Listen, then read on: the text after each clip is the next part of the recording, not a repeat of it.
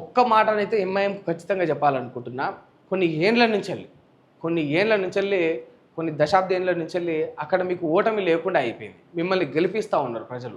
Whatever behind the reason ఏదైనా పక్కన పెడదాం. ఎందుకంటే అది ఇక శాటభారతం మనం చర్చిస్తే. ఇక మతమా, కులమా, లేకపోతే పేరా, ఊరా, ప్రాంతమా, భాషనా ఏదన్నది పక్కన పెట్టుండ్రి. వాళ్ళు మీకే ఎందుకు ఓట్లేస్తున్నారు అనే రీజన్ పక్కన పెడితే ఒకటి మాత్రం చూడుండ్రి. వాళ్ళు మీకే ఓట్లేస్తున్నారు. అప్పుడు ఆ ప్రాంతానికి మీరు ఒక ఎమ్మెల్సీ అవ్వడమా, లేకపోతే ఒక ఎమ్మెల్యే అవ్వడమా, లేకపోతే ఆ ప్రాంతం నుంచి వెళ్ళి ఒక ఎంపీ అవ్వడమా జరుగుతూ ఉన్నది ఆ ఓల్డ్ సిటీ ఆ ప్రాంతాన.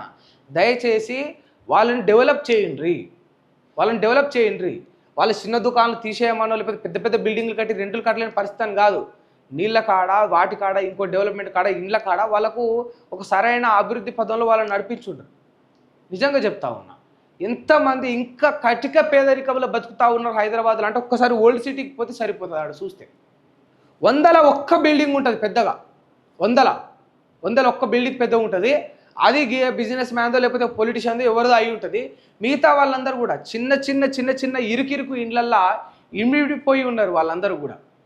ఆ ఇరుకు ఇండ్లల్లో మరి 5 మంది 10 మంది ఎట్లా పడుకుంటారో ఎట్లా తింటారో కూడా అర్థం కాదు. దయచేసి మిమ్మల్ని నమ్మి ఓట్లేసిన వాళ్ళ జీవితాలు మార్చుండ్రి.